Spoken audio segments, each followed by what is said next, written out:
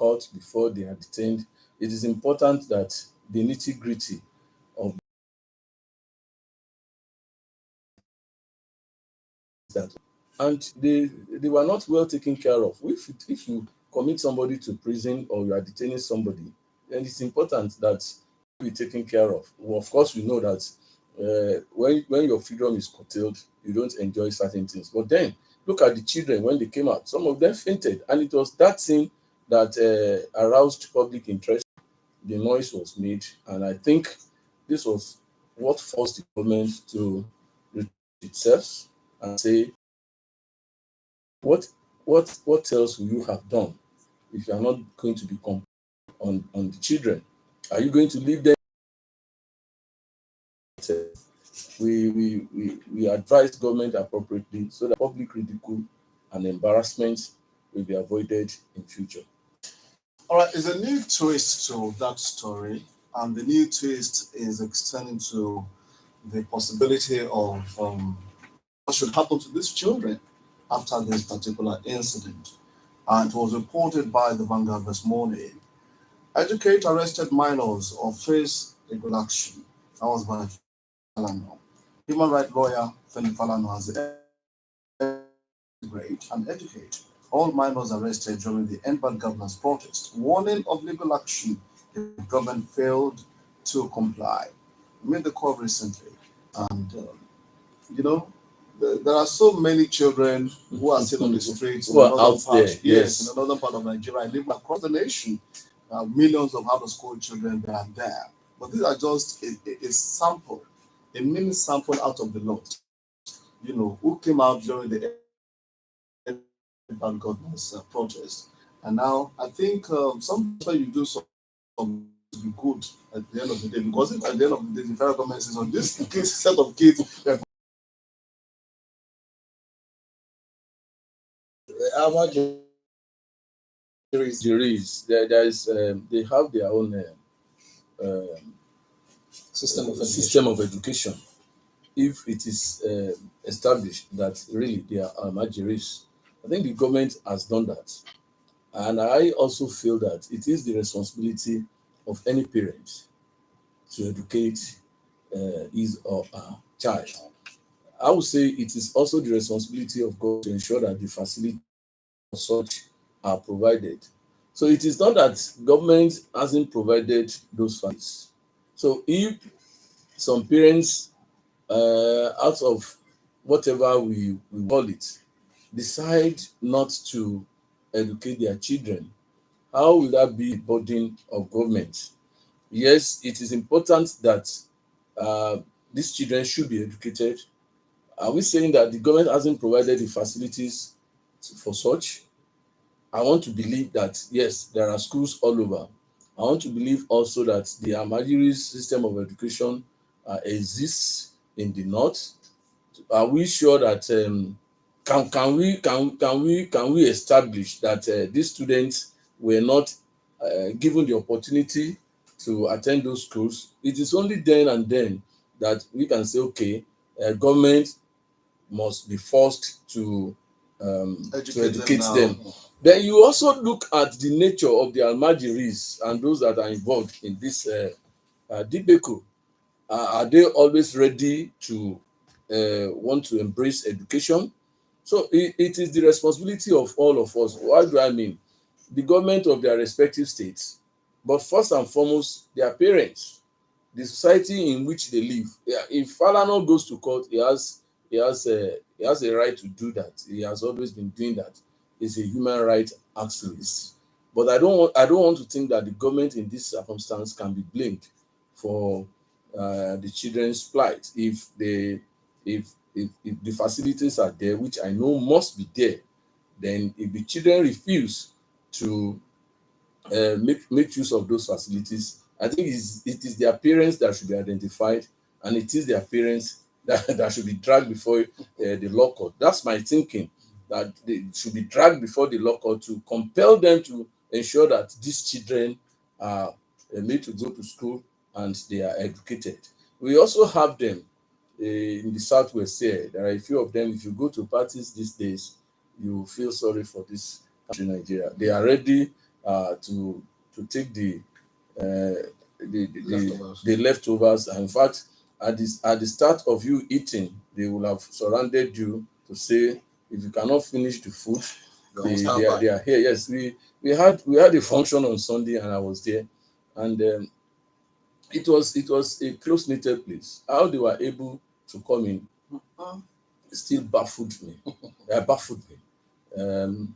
It's baffling because I never thought they could make their ways into that place, but they did. And before you settle down, the moment you are served, they are there looking around you, begging you to. Trying to blackmail you into But not when you finishing look your at food. them, you discover that yes, really, these ones are malnourished, are hungry.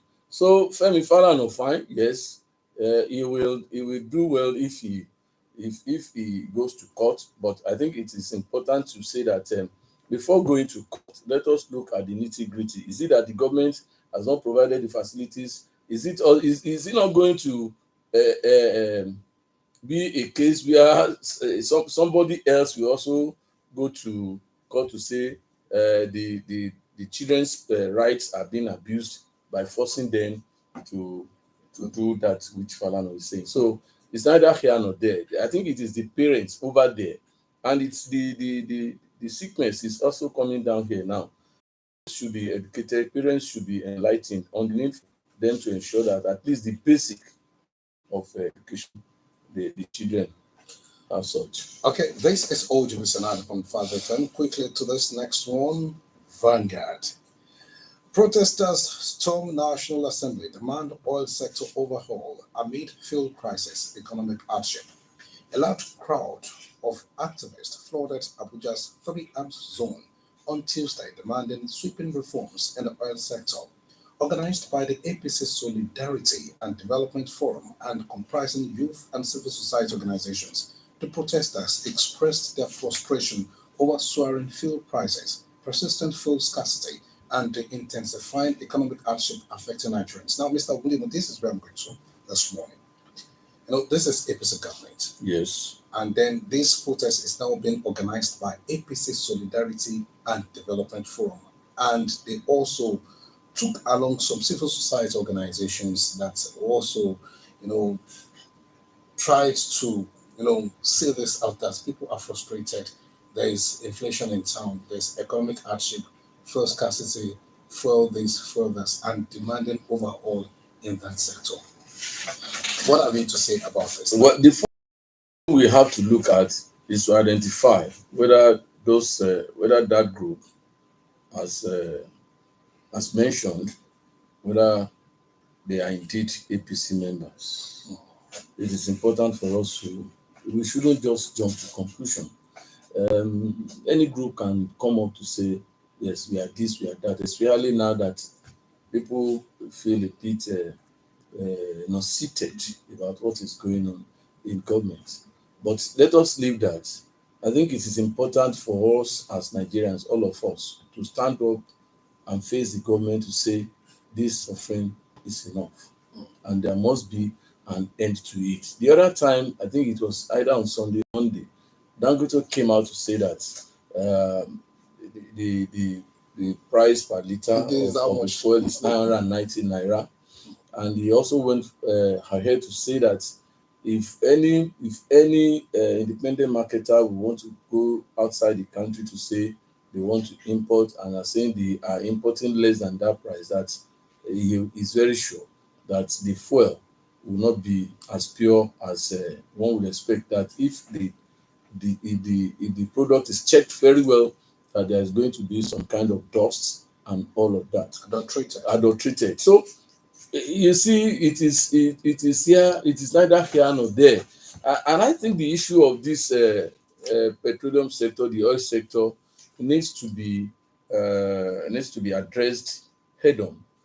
We have been on this thing for quite a long time, from 165 to whatever, and now I think the average price oscillates between 1,085 naira and 1,100 naira. Again, you even look, you see that when the thing is dispensed, in some instances, you find that you are not getting accurate liters that They are you under have. So dispensing. they are under dispensing. Recall that yesterday the Honorable Commissioner for Transport in Ogun State had a meeting with these people where government threatened to deal with any petrol station that is found to have to be under dispensing. So I agree with those with that group. There is a need for government to actually, maybe like they would say, declare a state of emergency in the oil sector and bring the stakeholders in. And the stakeholders also should include the masses, the representatives of the masses. Look at the whole thing. Imagine we have the Kaduna refinery, we have the Warri, and we have the Port Harcourt refinery. All these three refineries are not working. There are staff working there. They are earning salaries. They are earning their promotions. They are earning. They go for conferences. They take allowances and all of that. Then you ask, what are they doing? So, and you also recall that severally we have been promised that this Port Harcourt will start operations in the last how many months now that government has been saying that when it is maybe 1 or 2 weeks to the time it has given, then there will be another excuse again. So I agree with the group, though we may not be able to establish the authenticity of that group, especially the one that is relating to the APC and group, but in the real sense of the word, we really need to look at that sector. It is seriously stifling Nigerians. You see, I don't think Nigerians. It's not even that I don't think. I know that vast majority of Nigerians are not happy because we are being made to pray through our noses for fuel that has blessed us with. An individual like Dangote came up and built a refinery and is refining. And the government, in whose hands we have a lot of resources, money, cannot do that. There was a time that I read that the North Koreans or the Koreans are also trying, they are planning to come to establish several refineries in the country. Are we not enslaving ourselves even in our own country? So I agree um, with the organizers, and I think there is a need for government to seriously, if government of the day really loves Nigerians, then there is a need to look critically into that sector with a view to mitigating the effect of the soaring oil prices. Okay.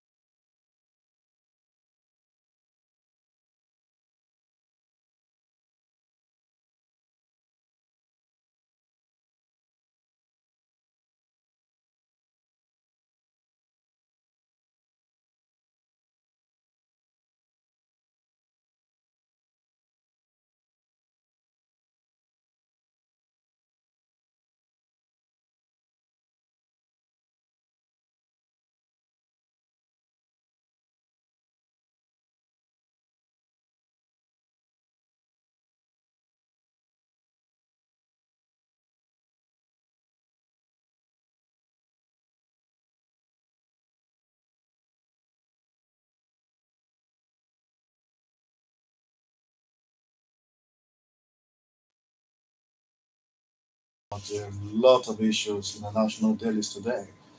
Let's go to the Federal Ministry of Education, where Dr. Tunji Alausa is holding the baton now, the leadership now. Dr. Tunji Alausa is new in that ministry, and the first step taken is that there was a reversal, the reversal of the federal government's decision, to initially put the admission age at 18 years as a benchmark for tertiary Nigeria, and now it's going back to the formal 16. So the minister, during his inaugural press conference held in Abuja on Tuesday, confirmed that there will be no federal government's decision to annul 22,700 degree certificates obtained by Nigerians from certain fake universities from neighboring Togo, Benin Republic, and the rest of them. But let's start from the 18-year admission benchmark that was reversed? Yes, Debo, the first question we'll ask ourselves now is that before the former Minister of Education came out with this policy, wasn't there a policy paper on it? Did it not go through the Federal Executive Council? Was it not discussed and widely before a decision was arrived at?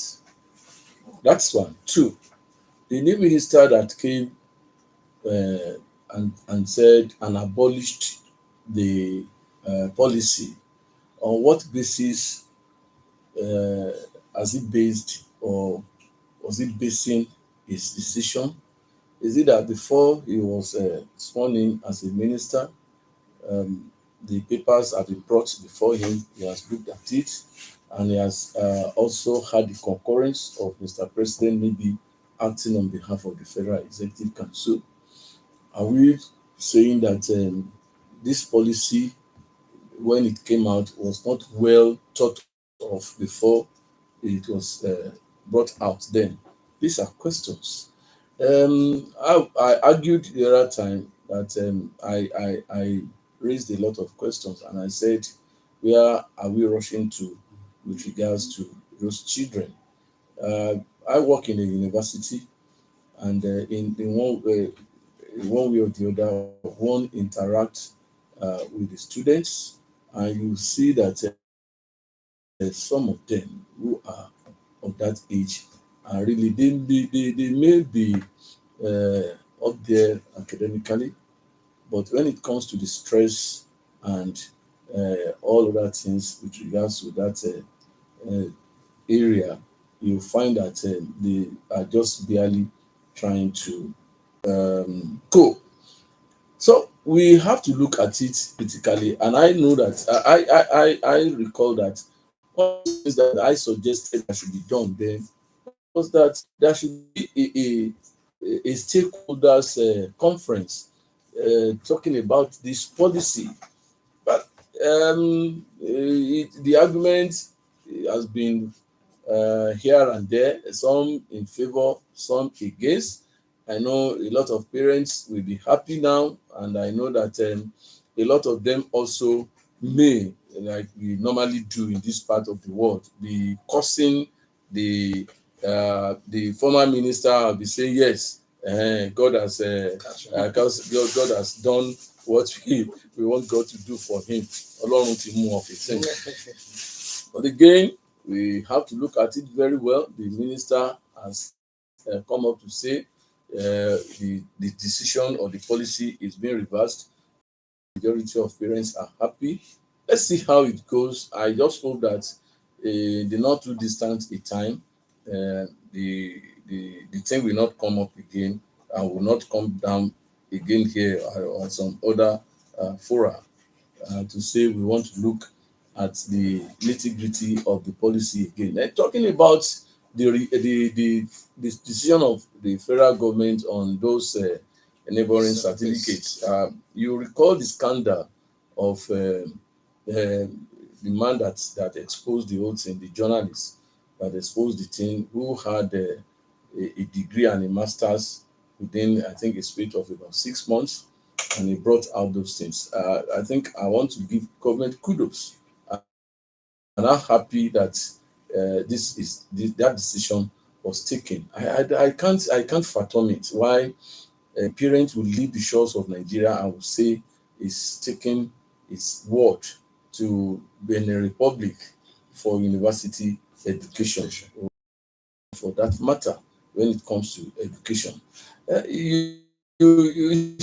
You see these people, you are always together with and what you find is that some months after they come to say yes, they have earned the degree and all of that, and I will just be asking myself internally, at what period of time we all in the university, those of us who are here, we had the course system, we had the sessions and all of that. Then you ask, what session did they start, and what session have they concluded the program?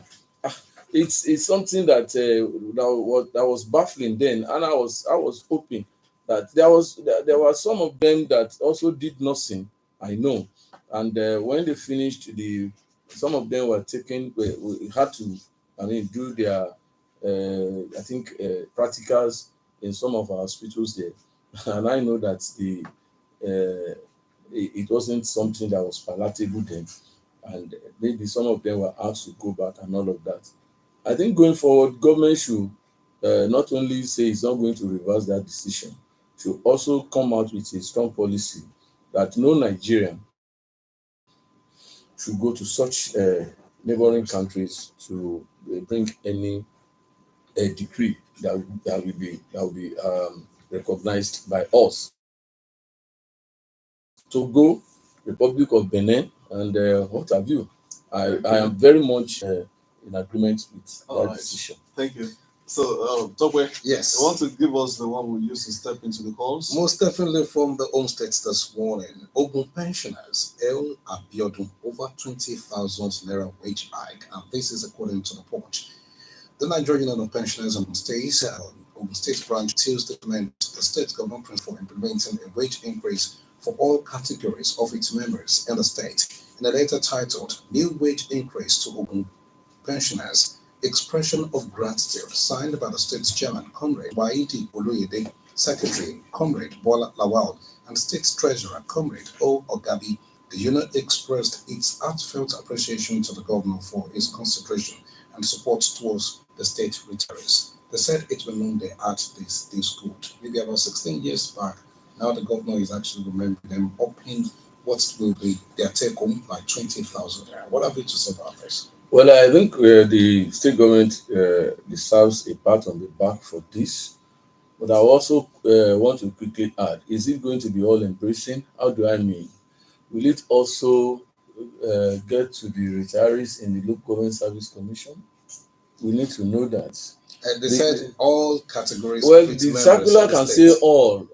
Let's look at it very well. There are those of our parents that retired from the local government service, especially those of them that are teachers. Are they going to be affected? Is it not going to be those in the core, as they used to say? If that is the case, fine. Yes, the governor deserves a part, and I think that we should look at it very well. I think it's a sharing news. I heard of this on Sunday when a friend who has just retired or who retired some years back was telling a fellow retiree if he has heard the good news. And I was involved in the discussions and I said, well, it's a thing, but the poster I raised then is what I'm raising now. It should cut across all agencies of ministries, departments, and agencies, including those in the local government sector. I think the pension policy, I don't know, we have a government that doesn't really care about, and when I say about government all over and successive administrations, the pension of the team, the up years. And so if this was done 16 years ago, it means that five. So we want to thank the not for doing that, and I hope that funds will be made available to ensure that it's done. Do you know some of the retirees take as ridiculous as 5,000 naira? Some of them, and I think even of this, and I'm alive of a thing that was being done in the past. I think the tempo has a bit gone down, and in the process, a lot of the pensioners had lost their lives. So it's a very good thing. We welcome it. We thank His Excellency and his administration. We thank members of the State Executive Council, and we hope that this will cut across, like I said, and that successive governments will ensure that the 5 years review is strictly observed. Yes. Okay, so let's open the lines for the listener home to be part of this. 003 437 9453. 0320226 and want to plead with our callers, please stick to 45 seconds so that we can allow more callers to be part of the show this morning. 45 seconds, please. Good morning. Good morning, sir. Good morning, sir. Thank you, sir. Thank you for joining us, sir.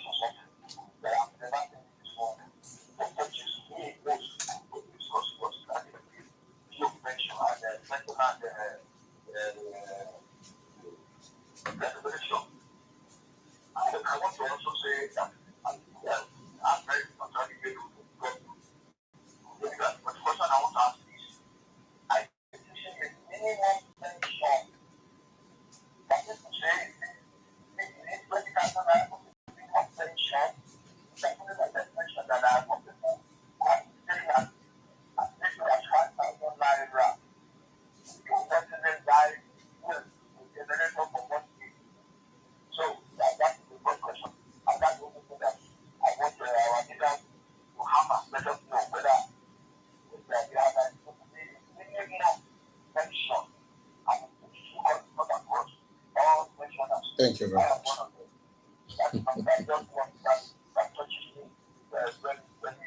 Thank you very much, sir.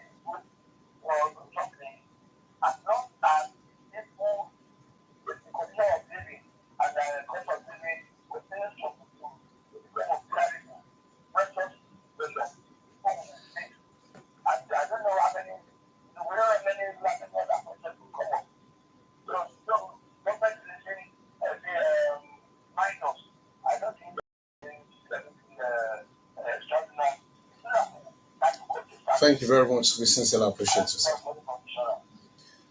08034379453 and 025 is still the review of the headlines this morning on OJBC 90.5 FM. 08034379453. Hello, good morning. Good morning. Good morning, sir.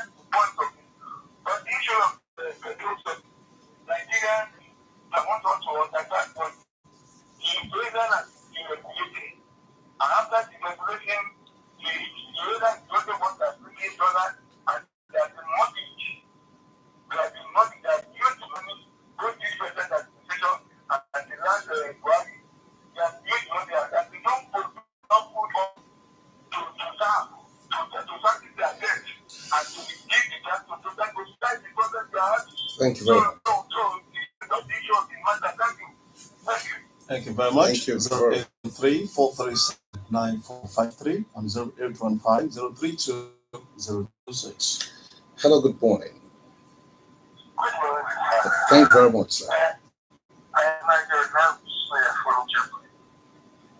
That president freed the minors on passionate ground. This is just to save the face. The director of the public prosecution should have advised otherwise. And as Sayano, the guard of the minors should not be sent to the regular courts. It should be required to juvenile courts. And in parenthesis, granting the court granting each child 10 Million. naira is outrageous. Thank you very much.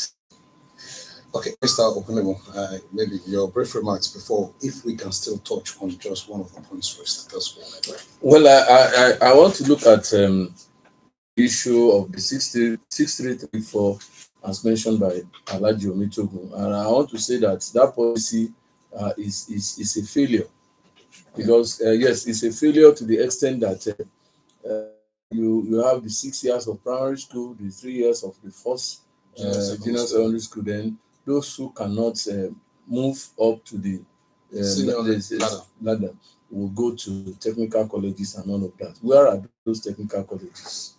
So the system may be good on paper, but by our implementation, we made a mess of it. Most parents do not want their children to go to technical colleges, whereas we also need we need the knowledge of the technical know-how.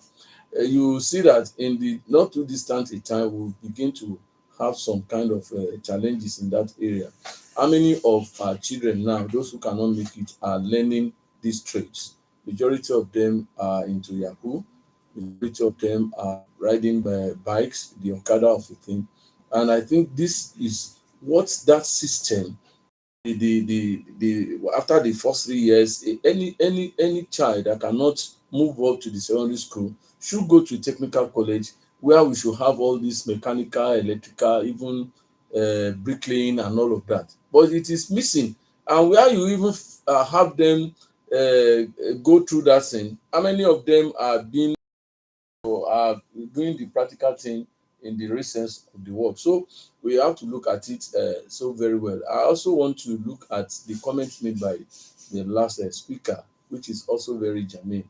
If you are taking minors to regular courts, then what are we talking about? There are juvenile courts and all of that. And I still insist, how did we get to the level that the maybe federal director of public prosecution came to the conclusions that those minors had cases to answer, to the extent that they now appear before a regular court? Even the police defended it. Yeah, according to the PPRO, that anybody below 7 are the minors, that anybody above 7, even the lawyers who arrested the minors, who arrested the minors in the first instance? Is it not police? No.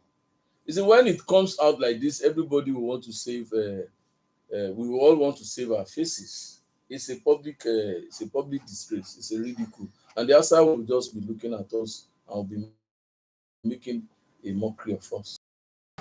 A big thank you to Bayo Gundimo this morning. Thank you very much for Thank you coming so around much and sharing your for thoughts having with us on this session of the headlines, which we've been discussing for a couple of minutes. Now, I want to say a big thank you to every listener and every caller on the program today. Yeah, most definitely. We must also appreciate those that will work together in the studio. Yemi Seriko is the sound manager from the newsroom. We have editors Chris Ogu and Yinka Ojekunle. Miriam Oguni is the ICT personnel, ably supported by Folake Shueton from behind the scene. My name is Timmy Tokpe Papalola, and special thanks also to the producer of this program, the big man behind this show, Yemi Shiodepo. Special thanks again to our guest, Mr. Yomi, Mr. Bayo Ogundibu. Thank you very much for your time on the programs. Thank you.